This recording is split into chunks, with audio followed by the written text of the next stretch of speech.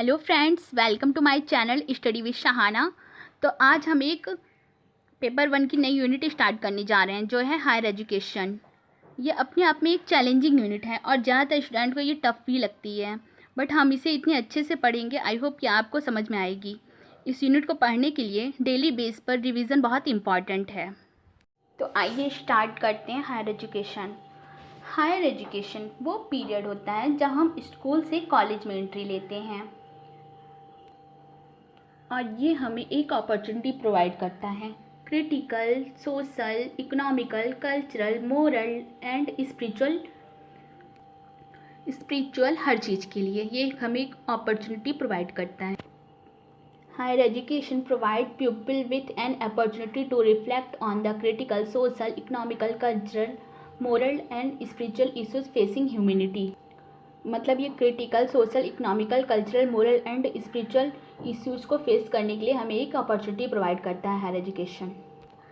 और ये जो हमारी हायर एजुकेशन है ये ओनली सब्जेक्टिव नहीं है, ये हमें एक मतलब ये ओनली सब्जेक्टिव नहीं है, क्योंकि हम इसमें वैल्यू एजुकेशन को भी बढ़ा रहे हैं। हम हायर एजुकेशन हमारी बस सब्जेक्टिव ही नहीं रह गई है, क्योंकि इससे हम वैल्यू एजुकेशन को भी बढ़ा रहे हैं। इसका मेन एम है वैल्यू एजुकेशन प्रोवाइड करना। वैल्यू का मतलब है एक पर्सन अपने आप में ओवरऑल इम्प्रूव हो जाता है, जैसे कि स्टडी में भी, स्पिरिचुअल भी ओवरऑल इम्प्रूव होता है इससे। मतलब इन सब को समझते हुए आगे बढ़ाता है ये, इसको समझते हुए आगे बढ़ना, मतलब सब कुछ overall improvement. Optimum utilisation of human resources specifically in age group of 15 to 95 years. Higher education का जो पीरियड है, मतलब इसकी जो अवधि है वो 15 से 95 वर्ष मानी गई है, क्योंकि कुछ स्टेट्स ऐसे हैं जहाँ पर जब बच्चे हाई स्कूल कंप्लीट कर लेते हैं तो वो फर्स्ट ईयर इंटर को कॉलेज मानते हैं, मतलब उन्हें कहा जाता है कि ये कॉलेज जा रहे हैं।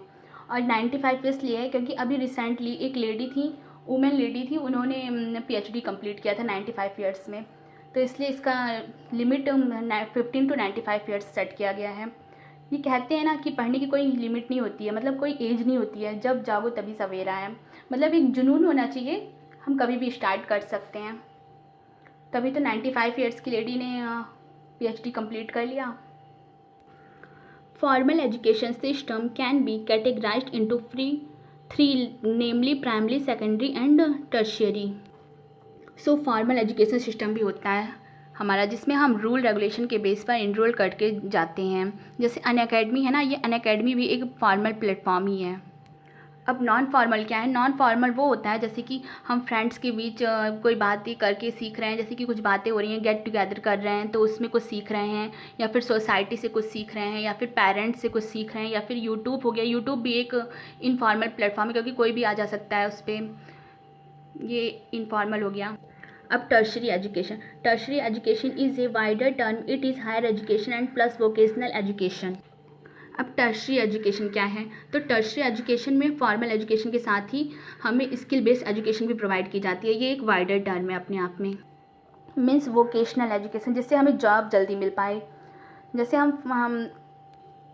जिससे हमें फॉर्मल एजुकेशन के साथ साथ प्रोफेशनल नॉलेज भी हो, जिससे इन केस इन फ्यूचर में अगर हमें डायरेक्ट जॉब ना मिल पाए तो हम साइड से कुछ कर पाएँ। जैसे कि इसमें tertiary education, skill based education वो है प्रोफेशनल होती है। जैसे कि मान लो मुझे टीचिंग के साथ साथ, हमें टीचिंग से साथ साथ मुझे एक साइड से एक ब्यूटी पार्लर का भी मतलब वो सिखाया जा रहा है, या फिर ड्रेस डिजाइनिंग सिखाया जा रही है, क्योंकि अगर मुझे जॉब नहीं मिलती है इन फ्यूचर तो मैं अपना साइड से कुछ बिजनेस स्टार्ट कर पाऊँ। इस तरह इसमें प्रोफेशनल एजुकेशन भी दी जाती है। अब है की development of modern education system. आज हम मॉडर्न एजुकेशन सिस्टम को ही डिस्कस करेंगे। इसमें सबसे पहला है चार्टर एक्ट, ये आया था 1813 में। इसका मेन ऑब्जेक्ट था साइंटिफिक नॉलेज को ब्रिटिश इन इंडिया में स्प्रेड करना। और 1817 में इसमें एक कोलकाता में एक हिंदू कॉलेज बनाया गया था, जो कि 1817 में बना था। हिंदू कॉलेज की स्थापना की गई थी कलकत्ता में, इसी के अंतर्गत। और वही कॉलेज 1855 में प्रेसिडेंसी कॉलेज बनाया गया। फिर यही कॉलेज, प्रेसिडेंसी कॉलेज को ही 1855 में, नहीं सॉरी, हाँ, 2010 में इसको प्रेसिडेंसी यूनिवर्सिटी बना दिया गया, जो कि आज तक प्रेसिडेंसी यूनिवर्सिटी ही है।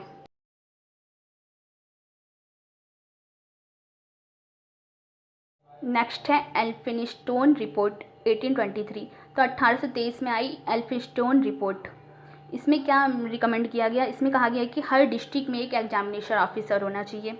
मतलब इसमें स्कूल में एक सुपरवाइज़र होना चाहिए और हर डिस्ट्रिक्ट में एक एग्जामिनेशन ऑफिसर होना चाहिए, जो कि शिक्षा की व्यवस्था को देख पाए, एग्ज़ाम कब हो रहे हैं कब नहीं हो रहे हैं ये सब डिसाइड कर पाए। और टीचर टू ट्रेनिंग भी कहा गया इसमें देने के लिए। अब 1834 में इसमें एक एल्फिंस्टोन इंस्टीट्यूशन बनाया गया जो कि बॉम्बे में है। और ये इसका मतलब इसमें ये एक इंस्टीट्यूट था, ये रिपोर्ट नहीं थी जैसे कि एल्फिंस्टोन रिपोर्ट थी वो, और ये तो इंस्टीट्यूशन था। ये 1834 में मुंबई में ही बनाया गया था। इसका मतलब इसका मेन एम था हायर एजुकेशन की फील्ड में एक न्यू डेवलपमेंट करना। और ये जो एल्फिंस्टोन इंस्टीट्यूशन था ये बॉम्बे यूनिवर्सिटी का सबसे ओल्डेस्ट कॉलेज भी माना गया। अब है मैकुलस मिनट्स 1835। ये मैकुलस मिनट्स आए 1835 में। ये लॉर्ड मैकुलस लेके आए थे। इन्होंने क्या कहा, इन्होंने कहा कि इनका मेन एम था हायर एजुकेशन में इंग्लिश को लेके आना, या फिर इंग्लिश का मतलब इंग्लिश को लेके आना, इंग्लिश को शामिल करना इंग्लिश हायर एजुकेशन में। इनका मेन फोकस इंग्लिश पे ही था। नेक्स्ट है वुड डिस्पैच 1854। 1854 में वुड डिस्पैच आया। इसमें 3 यूनिवर्सिटी को मतलब बनाई गई, 3 यूनिवर्सिटी बनाई गई, रिकमेंड किया गया। 1857 में इसमें 3 यूनिवर्सिटी रिकमेंड की गई। पहली यूनिवर्सिटी है यूनिवर्सिटी ऑफ कलकत्ता, ये है 24 जनवरी 1857 में बनाई गई। फिर है यूनिवर्सिटी ऑफ बॉम्बे, ये 18 जुलाई 1857 में बनाई गई। फिर थर्ड है यूनिवर्सिटी ऑफ मद्रास, ये 5 सितंबर 1857 में बनाई गई। याद रखिएगा इसमें 1857 में 3 यूनिवर्सिटी बनाई गई। नेक्स्ट है हंटर कमीशन। अब ये लास्ट है मॉडर्न एजुकेशन में, ये लास्ट है। ये 1882 से 83 के बीच आया। इसने क्या कहा, इसने कहा कि हायर एजुकेशन और प्राइमरी एजुकेशन दोनों को अलग अलग किया जाए। ये सेग्रीगेशन के लिए आया। ये हायर एजुकेशन और प्राइमरी एजुकेशन दोनों को इसने आकर के अलग कर दिया। इसने कहा दोनों अलग अलग रहेंगे।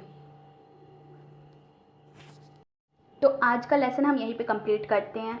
प्लीज़ कमेंट में बताइएगा कि आपको क्लास कैसी लगी, और नेक्स्ट वीडियो में हम आगे का टॉपिक डिस्कस करेंगे। और प्लीज़ वीडियो पसंद आए तो लाइक कमेंट और सब्सक्राइब चैनल को ज़रूर कीजिएगा। Okay friends, thank you.